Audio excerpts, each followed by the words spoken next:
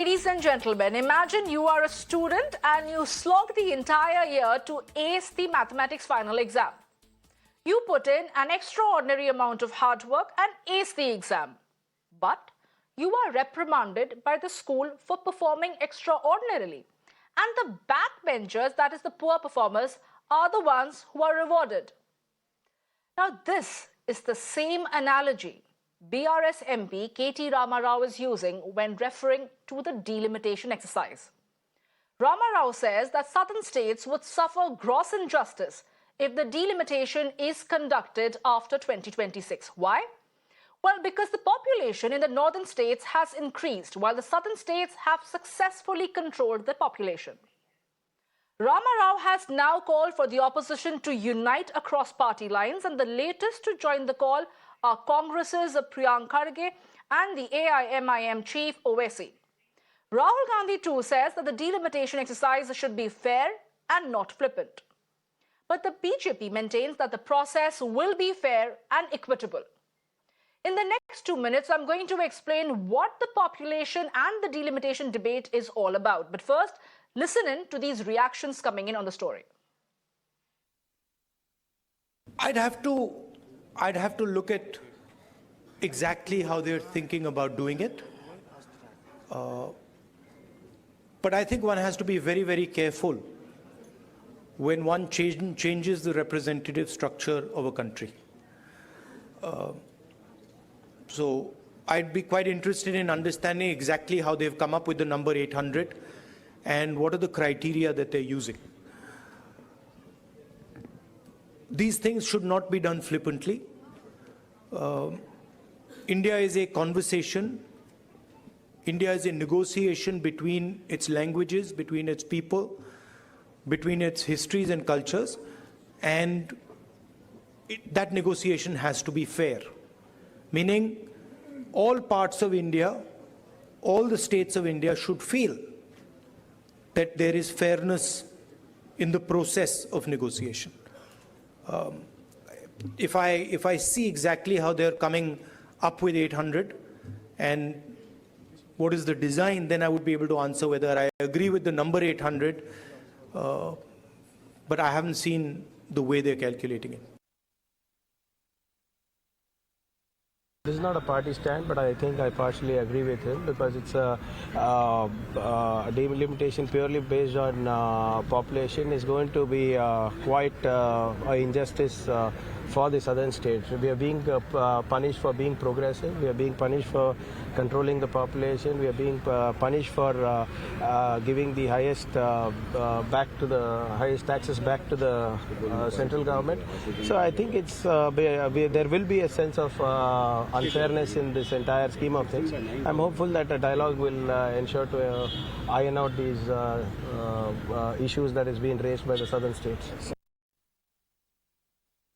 There is a talk in the union government's circles that the delimitation may happen in 26 and based on the population, which is going to be dangerous and it is going to harm the southern states which has performed well on the population front. This is unfair and the government should be very careful in taking this delimitation further. Women's reservation needs to be done, but on the basis of population, when your delimitation happens and the increase of states happens, that is going to be too dangerous. How can you penalize those states who have controlled population, thereby they lose parliament seats? And thereby when they lose parliament seats, their influence in Delhi, in government formation will of course come down. And as it is, we know the way population is growing, it is the 50% of the population of India would be next a few years would be in 3-4 states. So that is a huge cause of concern. That is a great friction point. That will lead to, if BJP and other parties insist on the basis of population, then it will lead to huge, social movements would arise. People will come out on streets. So that is an important point which the Honourable Minister has made.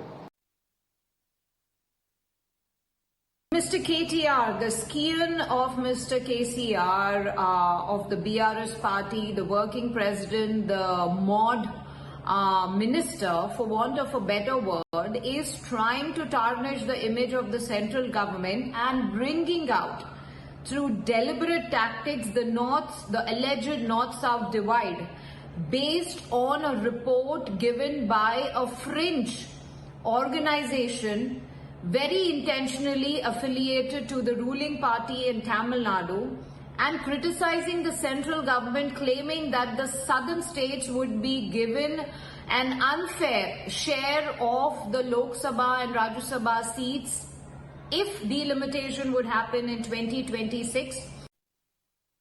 Now, the delimitation is set for 2026, where constituency boundaries will be redrawn and would result in an increase in the number of MPs in the country.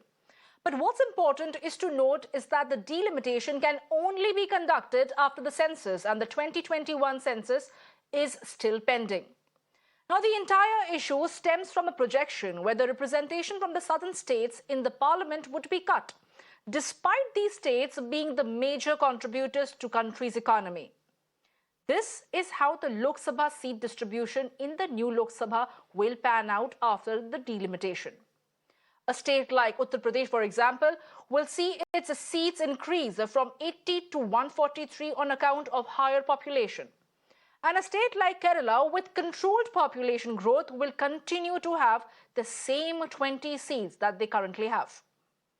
And this is where the flashpoint has erupted from, where South Indian states have strong population control measures and the North Indian states like Uttar Pradesh have a population growth of 2.4%, which essentially is much higher than the national average of 1.2%. The southern states now say that they should be rewarded and incentivized for controlling the population growth. So what the BRS MP is saying is that they are being penalized for capping the population boom. They also allege that the North Indian states that grapple with the population crisis are actually being rewarded. And let me go across to my colleagues who are joining me on the phone line. Somit is joining me on the phone line right now. Well, Somit, take us through what exactly is the sense on ground amongst the political parties in the state, because are these political parties like the BJP and the BRS going to bridge their differences for the sake of the state, or are they going to toe the party line? Well, that we have to see. But, when it comes to the population issue, when it comes to the delimitation issue, and when it comes to, the MPs issue, they have always, we can say that the BRS top leadership have always, they were vocal against the BJP, against the center, and, their term is unfair to the southern states. And even, even KTR has now openly has come out and said that, all the, political parties from the south, that is the left from the Karnataka and the left from the Kerala, and also the Congress from the Karnataka, the DMK from the Tamil Nadu, YSRCP from the AP, and also, BRS from the Telangana should come to one podium and should fight against the center. They should be, raising their voice against the center on these measures. And even KTR has said that, now they have to, the political parties should keep their agenda aside, and also, because the South population is 18, around 18% when we compare, from the entire nation, and they are contributing 35% of the, GDP, and this is nothing but the unfair, and also, these measures should be rolled back, and even the party should come forward and should join their hands and, raise their voice against the center and against these measures.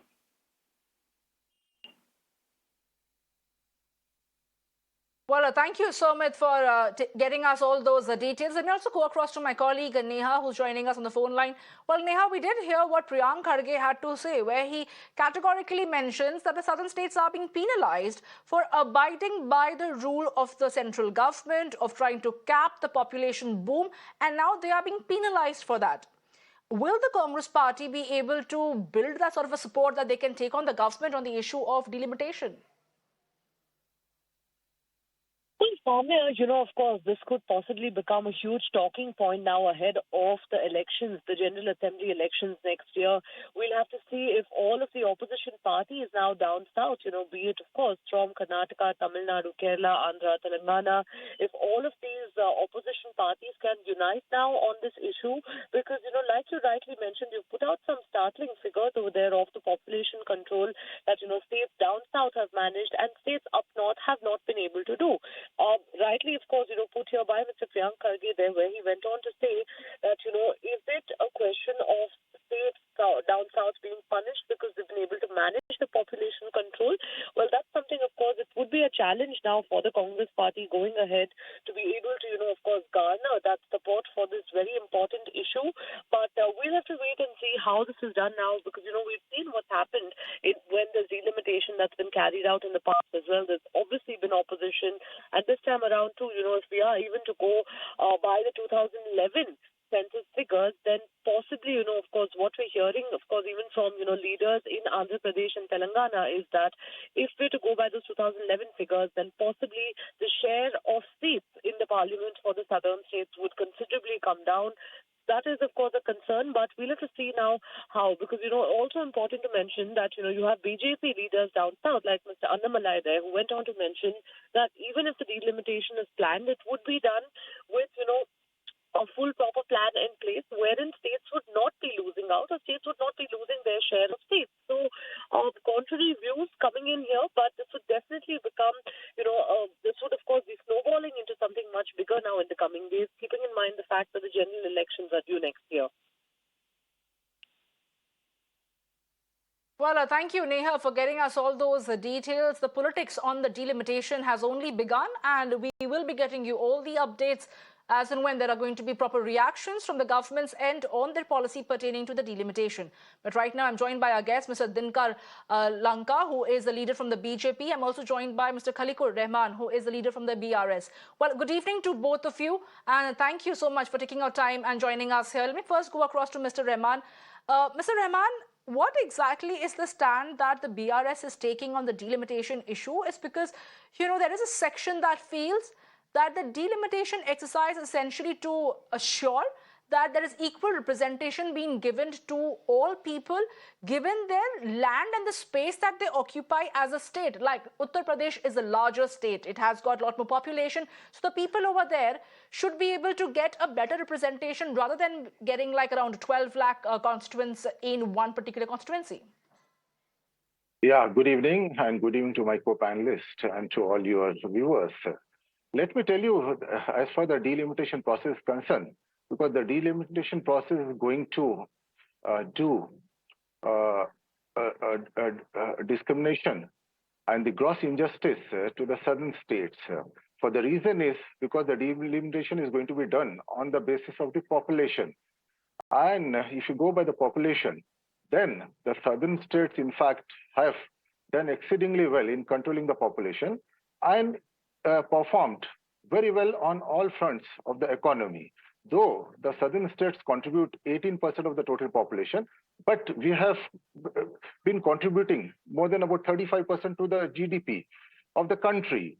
But whereas the northern states are concerned, for example, the UP, the Bihar, and the other states, they have not heeded to the central government's guidelines of the population control, and their population have exceeded exceedingly without having any tab or any control on that.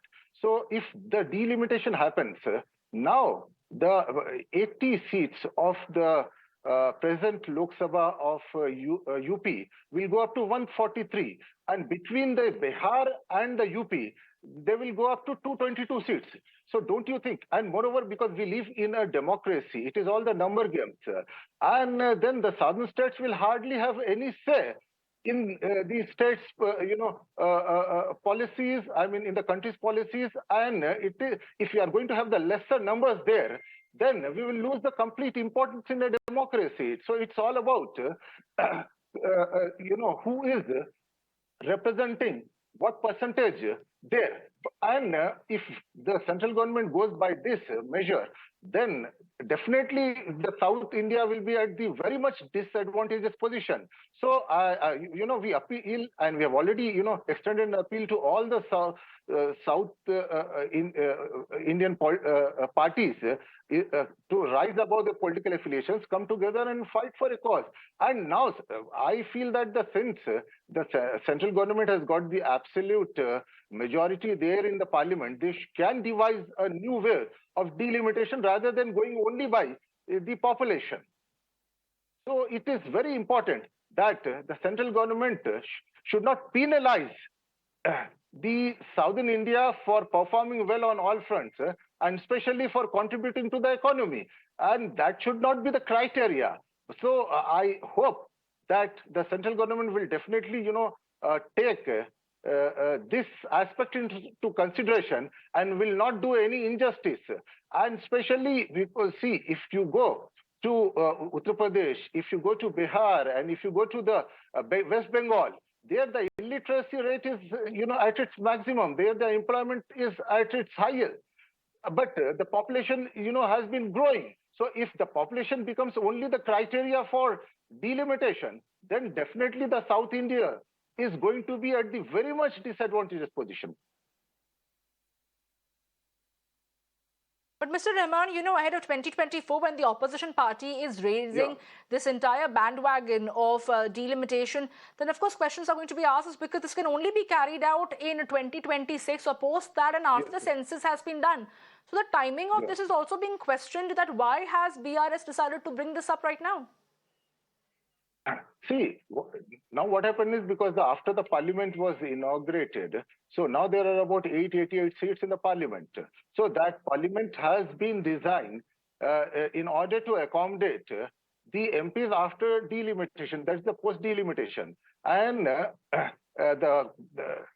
in 2026, because we are hardly about 3 years away from that now. And we have seen the numbers, how they have how they will be decreased if the country goes in for the delimitation. And the BJP, for its advantage, in 2026,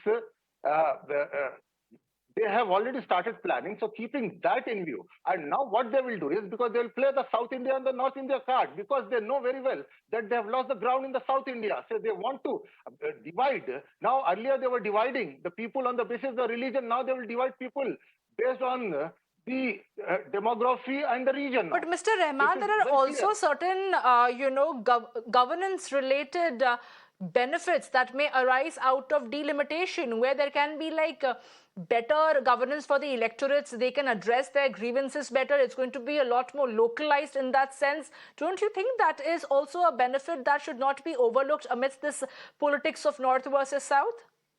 It is not that we are trying to play that, actually, ma'am. Because see, what is important now is, as you know, democracy. We are all living in a democracy, and India is the largest democracy. And in democracy, what matters is the numbers. The more the numbers you have, more the say you will have in everything. And now, even with the existing this thing, because how the central government is treating the southern states, especially where they don't have, their governments. For example, Telangana. Telangana has always been receiving the stepmotherly attitude from the central government. And imagine a scenario where the representation and the number of seats further go down. Then what will be the state? It is not. It will not be the injustice to any political party, but it will be injustice to the people, the people's interest. So this is what we have to fight for. Well, we'll put this question across to our fellow panelist over here, Mr. Dinakar Lanka, who is joining me on the phone line. He's a BJP leader. Mr. Lanka, we just heard what Mr. Rahman had to say. The southern states and the political parties from the south, they are well within their rights to say that their numbers are not going to change as far as the number of MPs are concerned if delimitation exercise is carried out in 2026, because they are being penalized for adhering to the guidelines of the central government of capping the population boom. And it's going to be the North Indian states that are going to be reaping the benefit of it, and which is essentially going to be disproportionate. What do you have to say, Mr. Lanka, about this?